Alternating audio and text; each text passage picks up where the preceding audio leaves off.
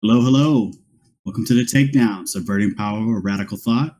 I'm your host, Nick Nowlin, and today we have a special guest with us, Benjamin Studebaker. I don't know if you guys have been kind of following the show, but, I've had him on before and we had a great conversation. And so now here we are, post-election, to basically go back and kind of rehash some of our discussion. Ben, why don't you introduce yourself to our audience and kind of tell them about yourself and where you can be found and things of that nature?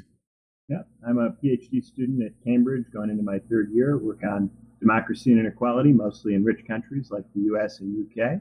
And you can follow my blog at benjaminstudebaker.com. Studebaker spelled like the car. And it's great to be back. All right, all right. So it's very interesting that before let's kind of go back and kind of like, I don't know, I should have told you basically this is going to be kind of like an ambush almost, because I should have told you to go back and review that video that we made and kind of remember kind of some of our arguments there, because I'm going to be pulling heavily from that video for this discussion.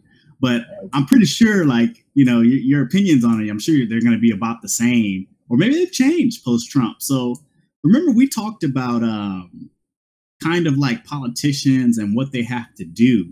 And I remember one of our biggest arguments or point of contention between you and I was like, I see the politician as being an enabler or like the body of, a person that has the ability to change the political landscape in some way, shape, or form. And you were arguing, particularly when you're talking about being anti-imperialist, you were saying that perhaps that's not the way to go. Perhaps a way to go would be more to meld into what the current orthodoxy is. What do you feel about that now?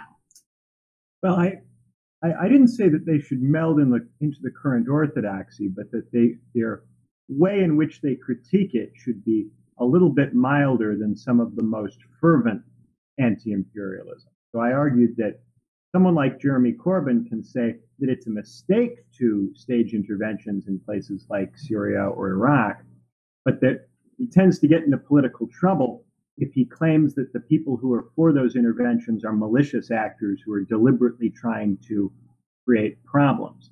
People have an easier time believing that Bushes and Blairs have made mistakes than that they are deeply villainous people.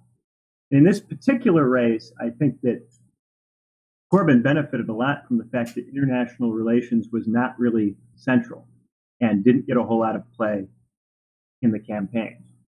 He benefited from two core things, I think. The first being that he was able to attract both a lot of Remainer votes from Remainers who believed that a Labour Party Brexit would be milder than a Conservative Party Brexit, and then from Leave voters who believe in the welfare state, believe in strong public services, and are against the cuts that the Conservatives have made and that they were promising to continue to make.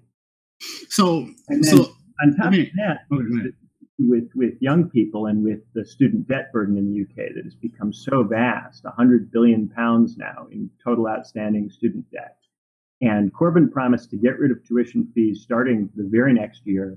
And he insinuated that a Labour government might do something about that debt burden, which many people read as, oh, Corbyn is going to cancel our student debt, which for people well up into their 30s was a major thing. And that gave him a huge vote boost among everybody under 40. Okay. So what you did there, I was talking about generally, but now, you add the context of a political election, there's some different forces that come into play here.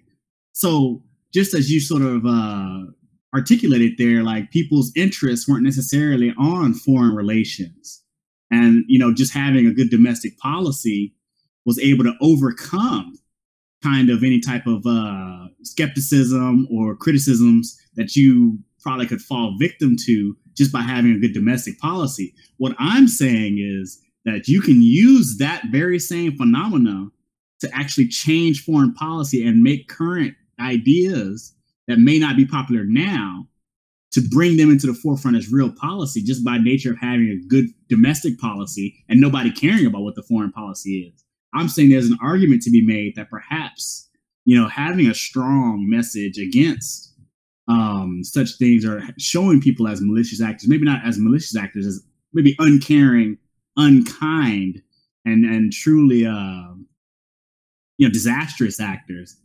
Maybe, laying that critique down, whether it's popular or not, won't matter as much because it's not going to cost you much. But in the long run, and if you're looking at like a movement as a whole, it could be very beneficial just by having the idea out there. I think that Corbyn would, if he got into government, he would have an opportunity to do some things differently in foreign policy. But whether he would most easily be able to politically do those things by using very anti-imperialist language, or if he would benefit from framing it in a less directly hostile way, I think is something that would still be open for debate. And I think on foreign policy, it's very important that Brexit has become the only foreign policy issue that anybody really cares about. And everything else has just been completely pushed outside of the political discussion. Nobody's talking anymore about ISIS in Britain. And there were terrorist attacks before the election, and they made no serious impact on the foreign policy discussion. Indeed, the way that the terrorist attacks impacted the political debate was to shift the focus to Tory police cuts. And Corbyn and the Labour Party ended up arguing that the police budget should be dramatically increased, and that they turned that into a bit of a vote winner, or at least not a vote loser for Labour. And that's actually kind of interesting. But I think my case was, that being that as it may, most people are going to focus on their domestic policy. And as such, you can have an unpopular foreign relations policy and it's not going to hurt you.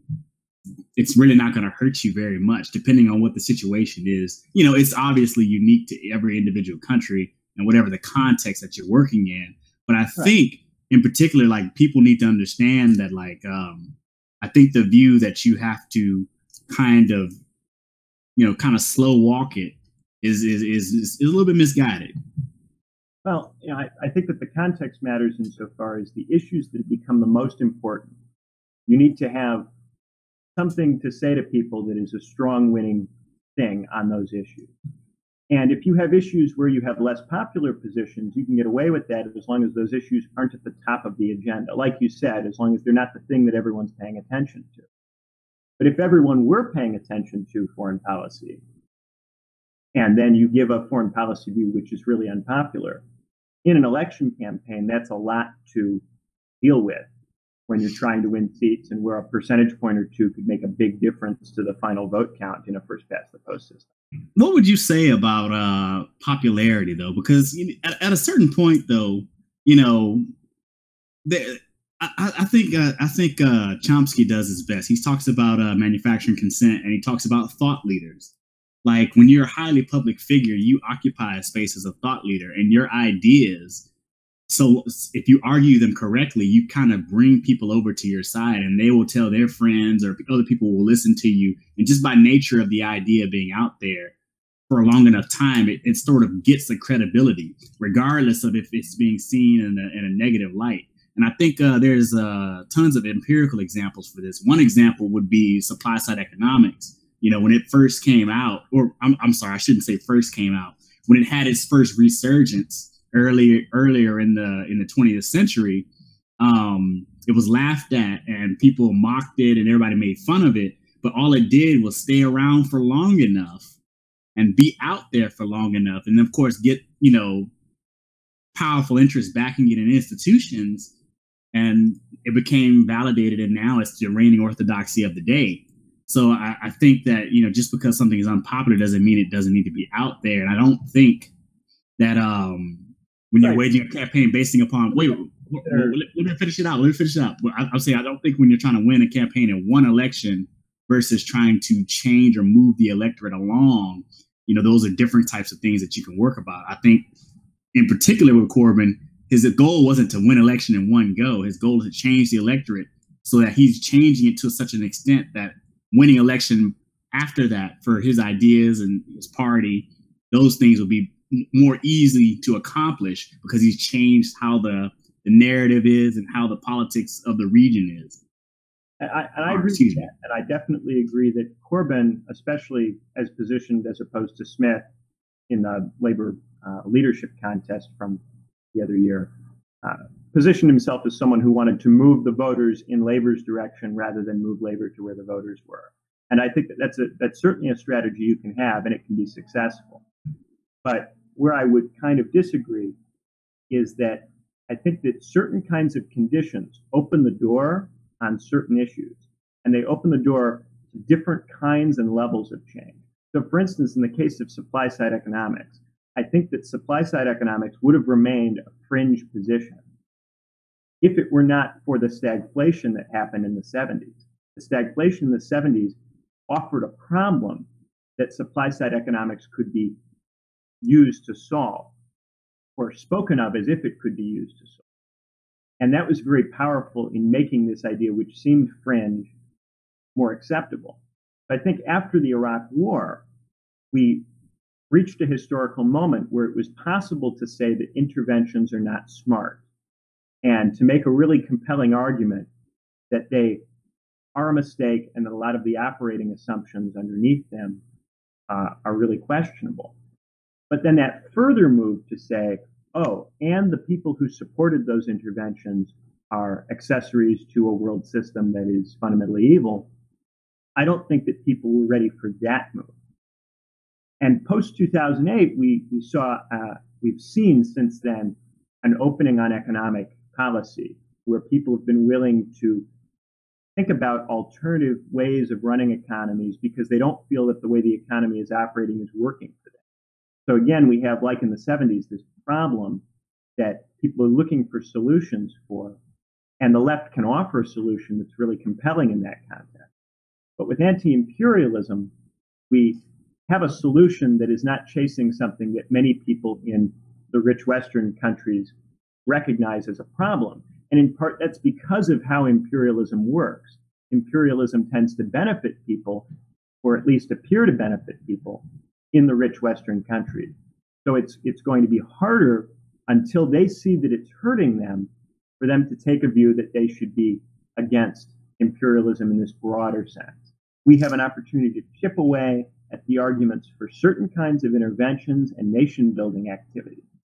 But we should not see that as necessarily meaning that people are ready to go all the way in whole hog on the whole thing. Well, all the way in the whole hog is generalized language. Let's be specific. Perhaps things like recognizing that NATO is not a peace force, but more like a geostrategic force that's used to X, Y, and Z. NATO withdrawal has always been one of the issues where when you poll British people on that, it's about a 75-25 in favor of staying in NATO. And people get their backs really up if they think that a major party candidate plans to take Britain out of NATO. Well, perhaps maybe not leaving NATO, but just recognizing what the organization is and and recognizing that perhaps it does need to change, or our relationship with it needs to change. Maybe you moderate your language there, but the goal remains the same. Maybe your tactic changes, but the goal should remain the same. I think I want to get back to. I want to be more specific. So, what should then the approach be to NATO? What would the moderation be? Well, the moderation would be identifying its structural problems, whatever they may be. This NATO did X, Y, and Z, use historical examples and say this is an example of NATO doing something it really shouldn't be doing. We need to have more oversight over what we're going on or what we're participating in because it's dominated by the U.S. Historical examples. And if the historical examples had been a sufficient problem in enough people's minds, then when those historical events had happened, we would have seen a lot of people saying, let's I disagree with that. And the reason why I disagree with that is because the history is shrouded. The history is not well known.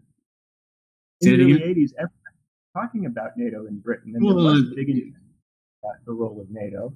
And again, a Labour Party candidate said that he was willing to consider taking Britain out of NATO, and it really hamstrung their campaign in the early 80s and caused a lot of Labour supporters to split off and support the SDP coalition. Well, I didn't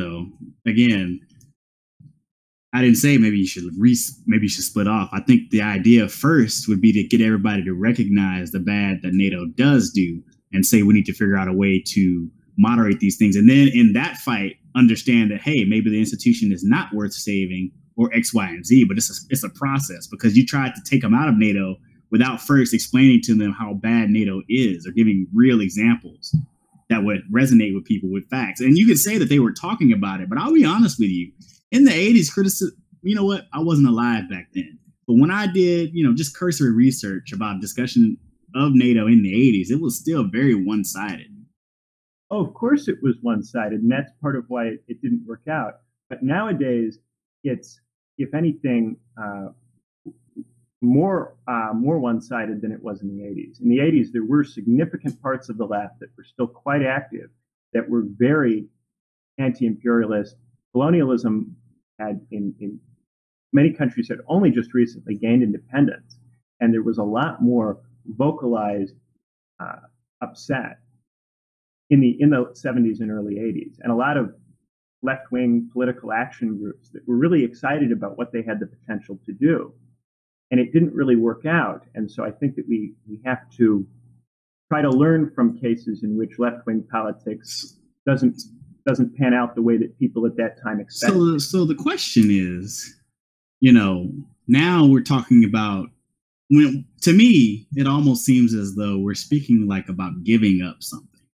Like, okay, maybe the electorate is not ready for that, so we have to put that to the side. But when you do that, depending on we're gonna try to. There's a lot of moving parts in this, people, and we're all arguing as if everything is staying fixed. But what I'm saying is, perhaps even if you lost, you can stay where you are, and even by nature of staying where you are, and by nature of how politics works, it'll swing back your way, one way or the other, as another issue becomes more to light, and because you've been there, saying the same position consistently, for year after year after year, election after election after election, people are used to the message, and they'll be willing to accept it, or they won't be.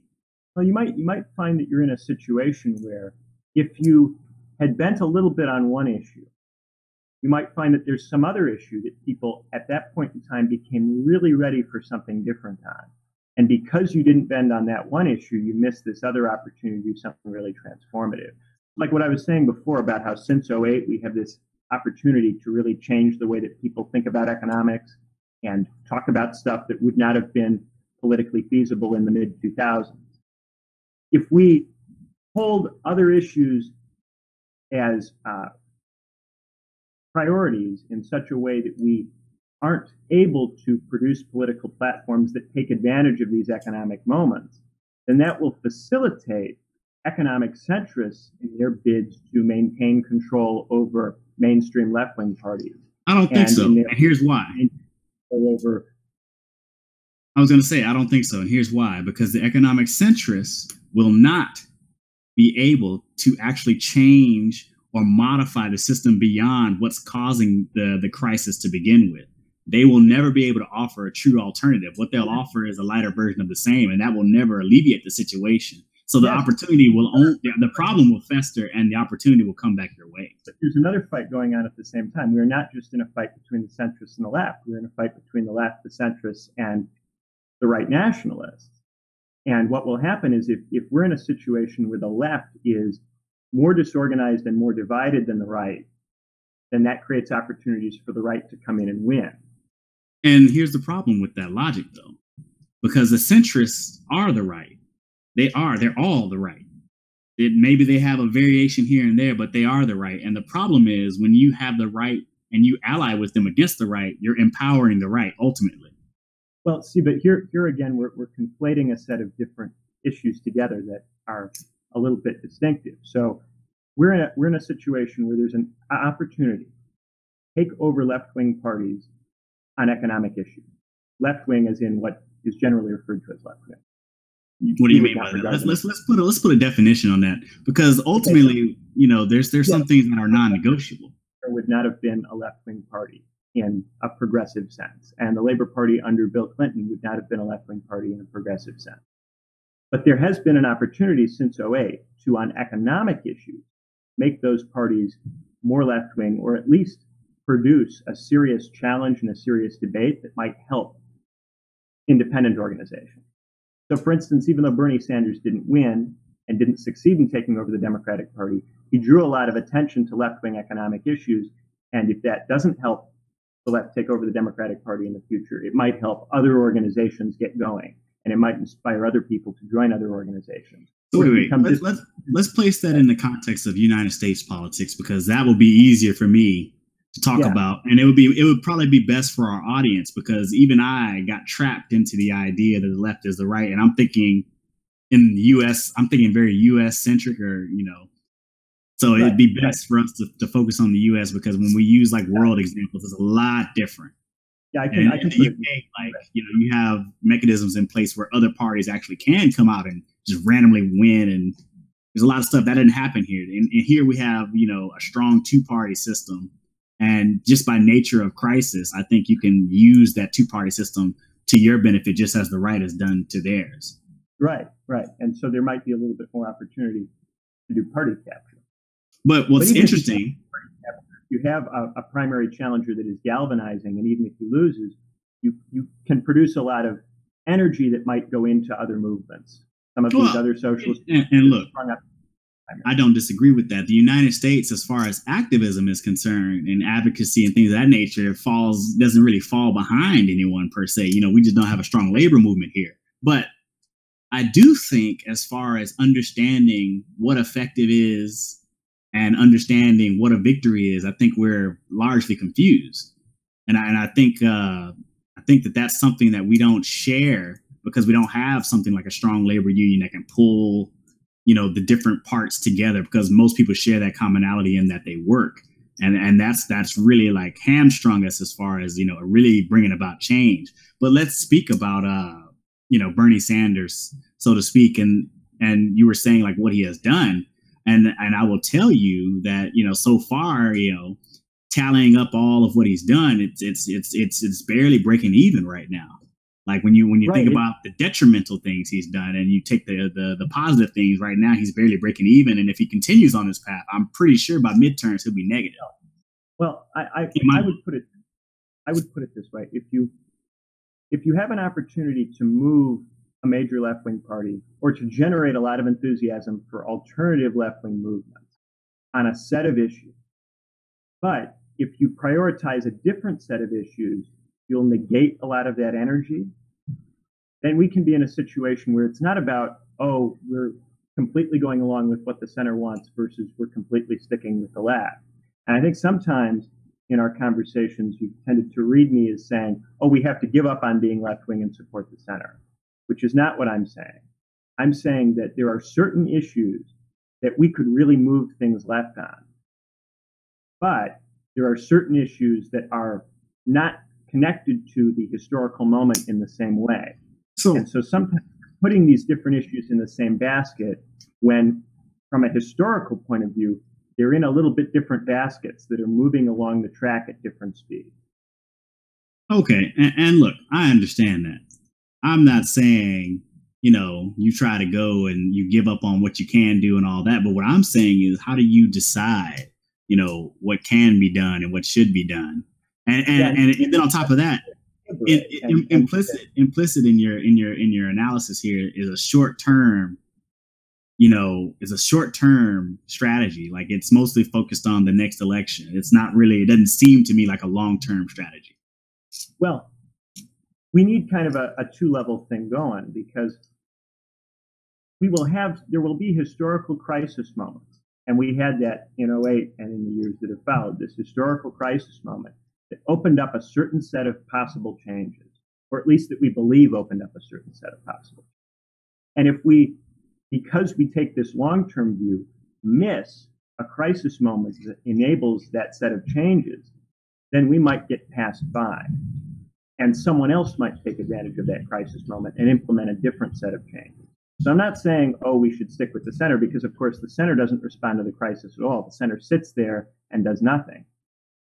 But if we pass up this crisis moment and the right does not, and the right seizes that moment, then we'll still be left in the same situation we were in before the crisis, where it's just the center and the even further right. What I'm foreseeing is, without providing a real alternative on the left that's different from both the centrists and the right, I don't think you're in a different position at all. If you win by catering to the centrists, you're not in a better position if the right won and you didn't cater to the centrists. On certain issues. So, like, for instance, if we have a platform that says,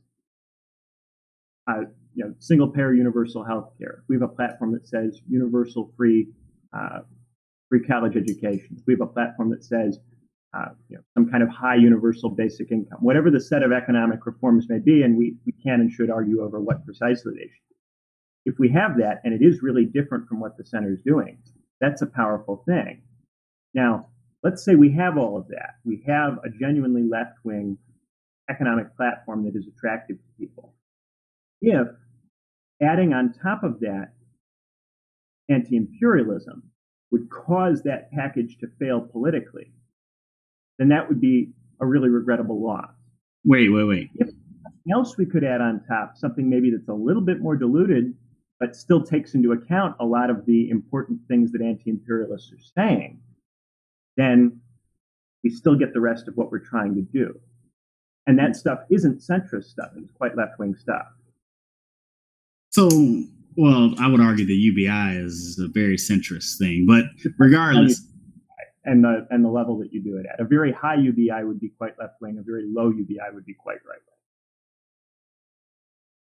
Explain. Well, you know what? We don't want to get sidetracked. The point here is what I'm saying is you're right.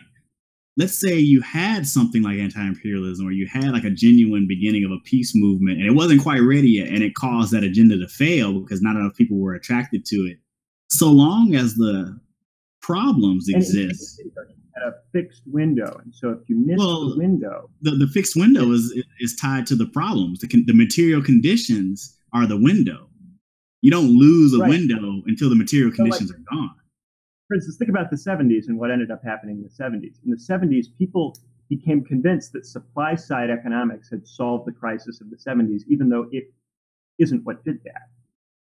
And so supply-side economics was deified for a full generation because people believed that it solved the crisis of the 70s. And so there's a danger if you allow someone else to take advantage of the crisis, that something else will happen that causes the crisis to moderate a little bit. And then everyone thinks, oh, this is what fixed it. We have mourning in America. And then you end up losing 20, 30 years. Yeah. Well, it all depends, because this mourning in America, that mourning in America, led us to where we are today, where it was good for a little bit, and now we're right back where we started, if not a lot worse off. Yeah, so now another window, but then think about all of the suffering that's happened in the meantime that you could have prevented if you'd taken better advantage of the previous window. Well, I think it's hard to say that stagflation was necessarily started wholly by the right. I think the left owes some responsibility to Jimmy Carter in installing Mr. Volcker. I would not say that Jimmy Carter was really left-wing in an economic sense in the 70s. Well, we're using left and right kind of loosely here, people. And you know what? We're kind of shifting it around a little bit. But yes, Jimmy Carter would be considered left today. But back then, he was a very conservative force used to squash the left even back then. But this is what I'm talking about. You unified with somebody, a centrist, and that centrist was used to crush the left. And then he gave the right an opportunity. See, there you had someone who was not committed to left-wing economic policy. You had someone who was willing to do deregulation and who was willing to put Paul Volcker in charge of the Fed. So there you had someone who wasn't offering you anything. You weren't getting any goodies out of supporting them. Someone like Bernie Sanders, you would get a certain set of goodies. You would get, if he got congressional support, and all depending on if he had the will to fight for those things. And lately, his actions just have shown me that he doesn't have the will to fight for very much. Well, say for instance that you have, like for instance with Lyndon Johnson. Lyndon Johnson had a lot of limitations on foreign policy. Lyndon Johnson was real big on escalating Vietnam, and pretty much every decision he made with respect to Vietnam was a terrible, terrible mistake. At the same time, Lyndon Johnson was powerfully effective in improving civil rights in the country, in creating Medicare, in creating a whole host of poverty relief programs. That administration was deeply, deeply flawed.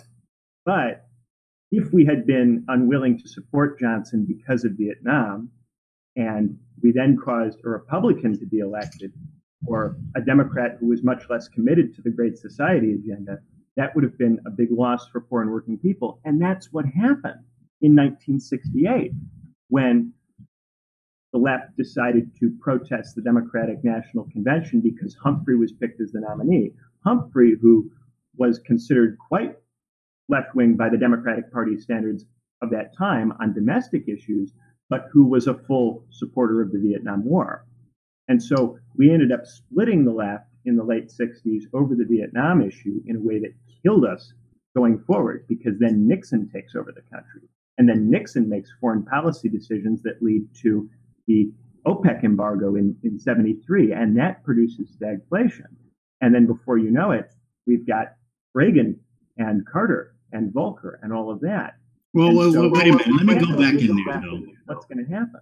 Let's rewind a little bit and add a little bit of context to what you just said, because do you have an echo? Where's that echo coming from? Could be a volume thing or something. I don't think I have an echo on it. Oh, okay. Well, anyway, I was going to say this. We have to add some context, because while that chain of events is accurate, there's some context missing there. We have to remember that, the unions were largely powerful during that time. That was like the last little hurrah of the union movement. And, part of their decay happened because they were largely conservative, racist organizations, that kind of went full board behind the war. So that's kind of where you have the economic faction kind of splitting off and going full bore behind the war, whereas other factions in the left, were kind of trying to move away from the war. So, right. but I don't think there was a way to moderate that split. I think by nature of where they were, largely affluent, suburbanite conservative figures, they probably should have never been on the left to begin with in the coalition. And that led to that really opened the gates for their own demise, because after they did that, after they betrayed the left on that war issue, they were destroyed. Well, you see, I think it's interesting because you say that they're the conservatives. The conservatives are the ones who supported the war. But I think that there's an argument to be made that what was quite conservative was to put the war ahead of an agenda that helped poor people in the country.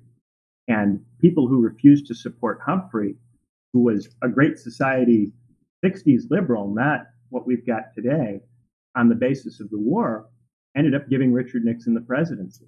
Well, implicit in that argument is that, again, you're supposed to give up on that and not make that a central priority. And I think that the problem is we're not taking into account the feedback that comes from those wars. You might say, I don't think it's possible. I don't think it's possible to split them up and say, well, we should have just not did that and just let the war roll on, because who knows what could have been done with the war culture that would have come back and bite the left in the back behind later on. There's no opportunity to stop the war in 68. Well, again, he did continue the war. Part of politics, though, and this has been my argument, and I think we've always disagreed on this, but part of politics is not just taking what's possible at the moment. Part of it is making what is possible in the moment. See, yeah, I think this is one of our core differences, is a kind of agency thing, where I think you tend to see politicians as agents who act on the context. And I tend to see politicians as figures produced by the context and empowered by the context only insofar as the context allows. So I agree with that, but they can be both. They can be both actors, and they can also be fed back and produced. It all depends on the strength and what's behind that particular politician. It's kind of a basic thing. Do you think that people are produced by conditions, or do you think that people shape conditions? I think they do both. Conditions, but it's kind of difficult for them to do both, because if people are produced by conditions, then what the shaping that they do will have itself been determined by the conditions that shape those people. Yeah, but it's not a chicken before the egg kind of thing, because people are shaped by their conditions. I will not deny that. But there's times, but under that logic, it's just like, well, how does change come about? If everybody's under the same conditions, how do you change from the current orthodoxy if everybody's within it? Somebody has to be outside of the orthodoxy somewhere. Well, so in political theory, we have this kind of split between what we call idealists and materialists. And materialists tend to believe that it's the changes in the distribution of power and in the distribution of wealth and in the distribution of opportunity that create further changes. And idealists think that it's something that predominantly happens through argument and through discussion and through people interacting with each other and making choices, through deliberation. And so if you think that materialism is what drives change, then you think that it's the set of economic conditions, it's the set of foreign policy conditions that produce reactions in people that contribute to change. And if you think that idealism is what's doing it, then you think that you can have a charismatic leader who changes people's minds even if conditions are held constant. Well, see, I don't wholly subscribe to either. I do believe that the ideal and the material kind of mesh. Like, so when you're thinking about it, like a person gets an idea, a material condition is unsuitable. So they have an idea of what they want change to be, and they articulate that idea. Other people see the vision or agree with that vision, or for whatever reason, or they're suffering the same thing, and so that they want to make that idea a new material condition. They want to bring that into the physical realm, and so they go to actualize that in some way. Right there, you start with the material condition. So there, you're saying, okay, we identify this economic problem. Let's say people our living standards are stagnating, there's high unemployment, whatever it might be. People react to that by having new ideas about how they could change that situation and solve that problem. And then because other people are suffering from the same condition, they hear that idea and they find it appealing. If they weren't suffering from that condition, then when they heard that idea, they'd go, why do we need this? And many Hillary Clinton supporters who are more materially comfortable would hear left-wing ideas about changing the economy and they'd go, well, why do we really need this? But there's also space there for the idealist theory too as well, though, because there could be someone who has charisma that can draw people in, or there could be an idea that's attractive enough that would draw people in, that even though they may not have the material conditions to want that change per se, they can just not be adverse to it because it doesn't sound bad or things of that nature. There's more to it than that. What I think is if you have a condition, there has to be some level of conditional favorability for an idea. And if that idea doesn't have the conditional favorability, it doesn't matter how you talk about it, nothing will change. That's something I do believe. There has to be a certain level of conditional favorability.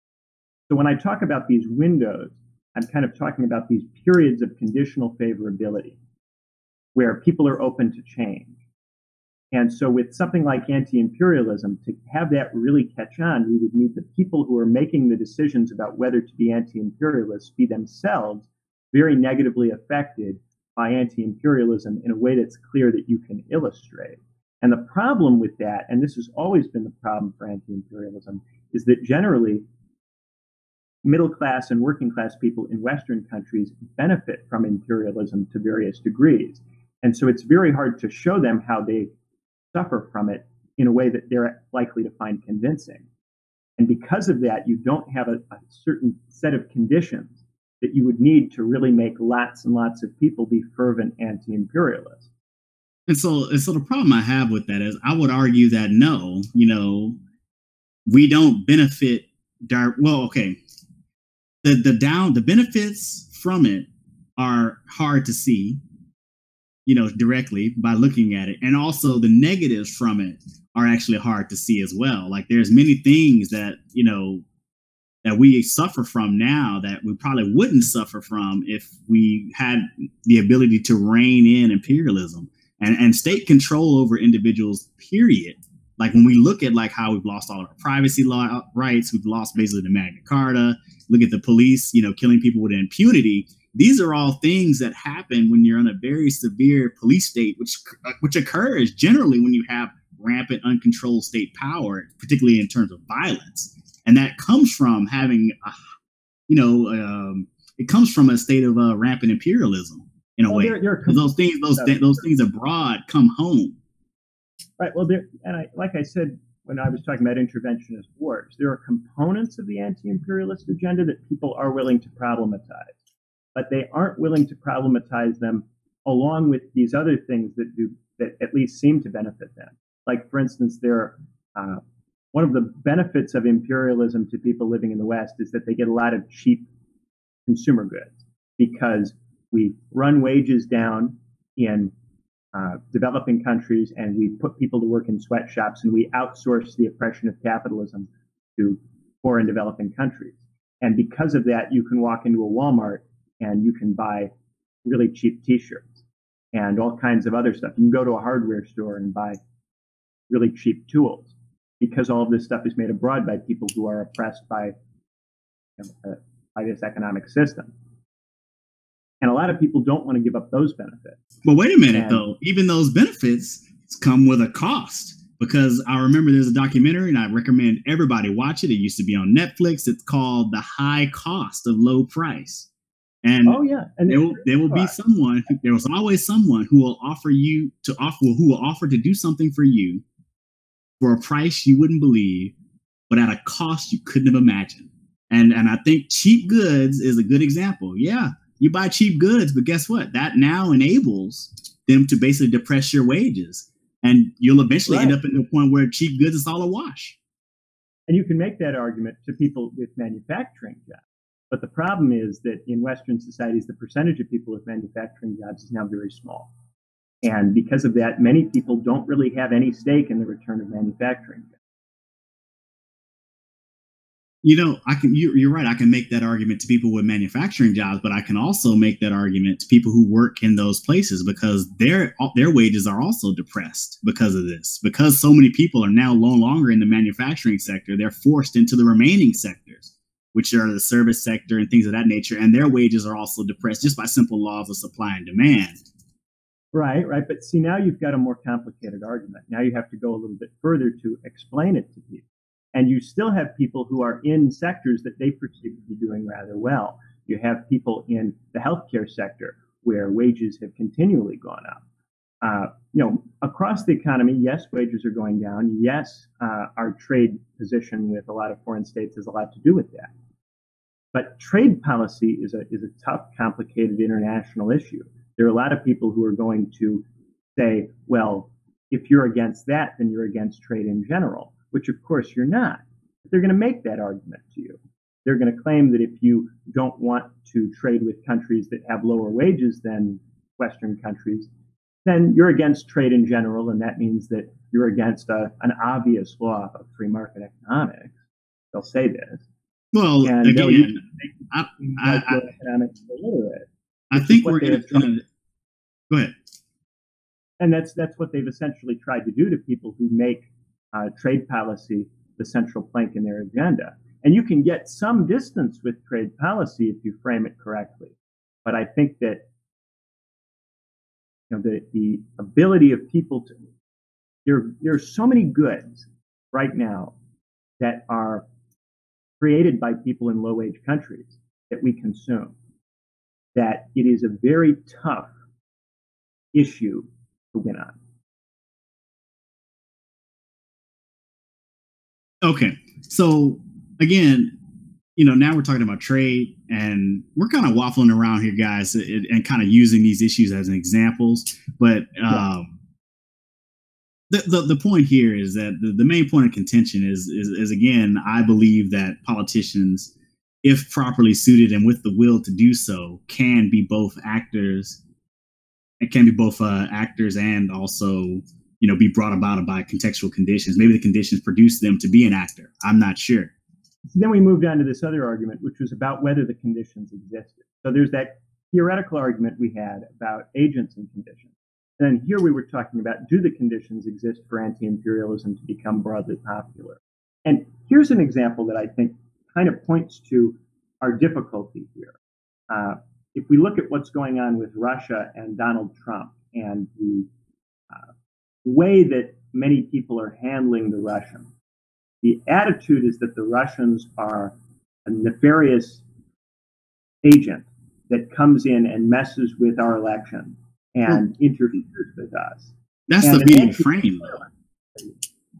The anti-imperialist story tends to put the United States in the position of power and in the potential oppressor's seat. And Right now, the attitude in a lot of media is that the Russians are the ones who are getting involved in other people's business, and the Russians are the ones intervening in our politics and in other countries' politics. And people are going to be quite resistant, whether they should or shouldn't be, to the idea that those roles are flipped. Okay. Or that those roles are around. So again, just because it's out there, and so in all of this argument that we've done, just in this 44 minutes, and we're almost out of time, by the way, we really haven't gotten anywhere, which is sad. But in all this time, like implicit in this is that, we're trying to talk about what people are talking about. And we have to understand that a lot of that is pushed by the media, and the media is in many respects in league with a lot of the forces that we're trying to move against. So the media is not going to do us any favors. But I think the faster we begin to challenge that and not kowtow to it, or don't even really, to be honest with you, the nature of the two-party system, you can literally just stand on the truth, even if it's unpopular. And just by nature of doing it for long enough, you can end up in a situation where political wins will come your way. And that's where you get into trouble. If you don't have the material power to get control over the media, then you have to act politically in an environment in which that media is dominant. And you have to take into account the things that media, given its dominance, is likely to do. And so in that environment, unless you can change the distribution of ownership in the media, unless you can change the Google and Facebook, internet companies that regulate which content is going to be seen on social media, then you're left acting in a space you don't have control over. And so when we're acting in space we don't have control over, we have to be especially strategic in how we present our messages and what we choose to emphasize, that we don't come across as the kind of people that have to be boxed out of the conversation entirely. So here's the problem.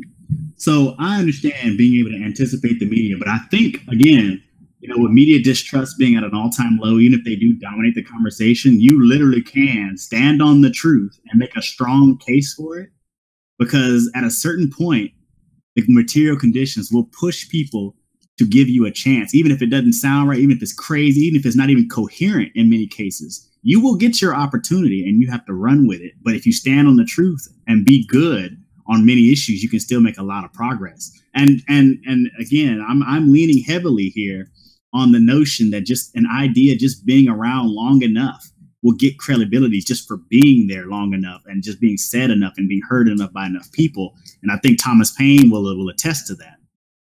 I admire the optimism, but I think that a lot of people have managed to get further in the United States in the last year by standing on falsehood and by using the skepticism of the media to further much different agendas from the agendas we'd like to see. Oh, and look, I won't deny that. I'm not saying that it's going to be easy. What I'm saying is necessarily has an epistemic advantage in the debate. I don't have that level of confidence in the free and open deliberation. That I'm not having like an optimistic view. What I'm saying is that's what you have to contend with, but you can't succumb to that and say I'll have to work from within that frame, because that frame is unworkable. You have to try to go outside of that frame and just persevere on.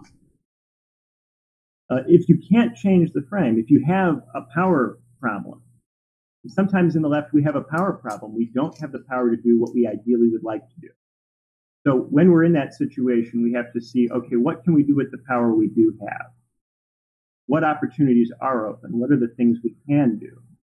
And I think that's very often much greater than what centrists would have us believe, but it's not everything.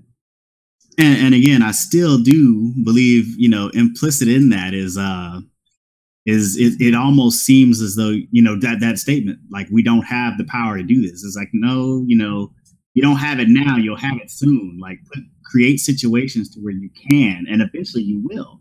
Like there's no such thing as never having an opportunity to change something. Nothing is fixed where it just can't be changed. But we're not the left-wingers who have walked the earth. There have been left-wing movements, and these things have been tried, and we've been through, and we've seen historically a lot of the same kinds of situations before, where because we have not been willing to acknowledge our constraints and acknowledge the environment that we're operating in, we've allocated our resources in ways that are less than fully efficient. And again, I would say that, we've seen through history that acknowledging our strengths and feeling like we don't have the power to accomplish things and only accepting what we feel is feasible in the moment has often led to defeat as well. So the question is, where do you go? Well, yeah, then that's the thing. It has to be something that we discuss. And so I agree with you that we shouldn't take the view that there's nothing we can do. Well, even the view that there are some small things that we can do. No matter what, that we can do everything. And so I'm saying it's got to be somewhere in between. This argument that we get into where it becomes dichotomized, and if you say that there's anything that we can't do, then you're an advocate for centrism, I think is too reductive. There is a space in between these two positions. This position of there's nothing we can do and we have to just vote for Hillary Clinton types, and the position of we can do everything, we can have a revolution next week. Somewhere in between is the truth of what's really possible in this historical moment and in these material conditions. And our goal should be to try to find that space rather than to valorize optimism for its own. Okay. And, I think ultimately, I understand that you can't get everything that you want. I'm not saying it's either all or nothing approach, but what you don't want to do is empower what will you give into something now for the sake of getting something done today that ends up having a detrimental effect on you in the long run. And I think things like voting for the Hillary Clinton types, or even not being able to rein in Bernie Sanders on American imperialism is one of those things. It's good today.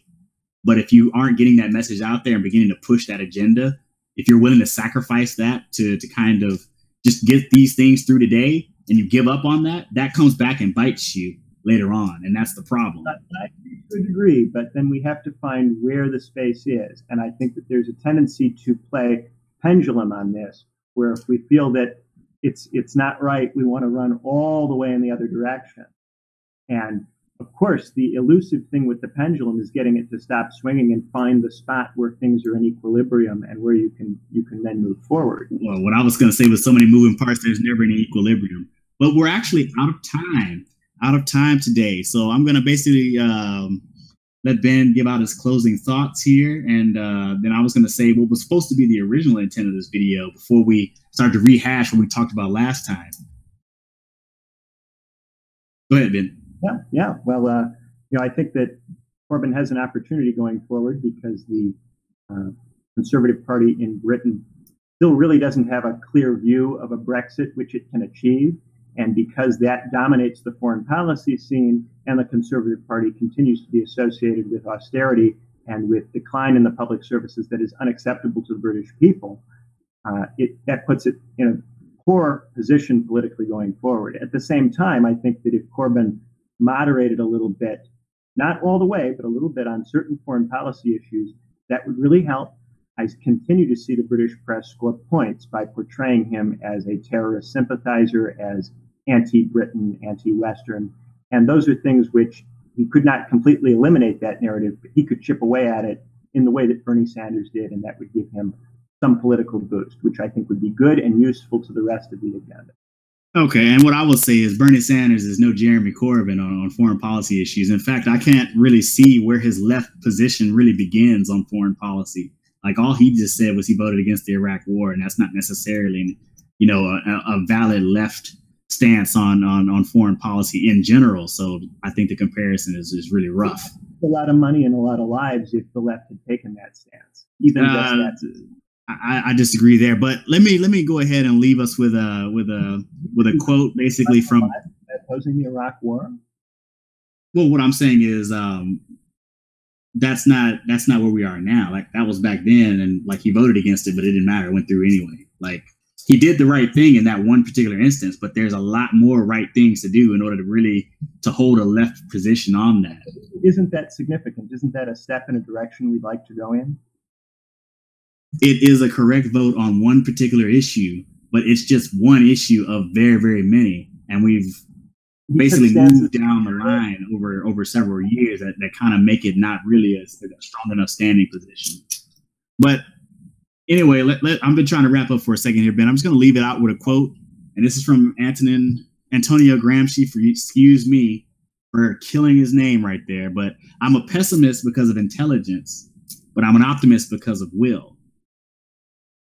That is like basically summing up the way I come at it from a political perspective. And I want to thank you guys for spending this time with us and wish everybody a good night.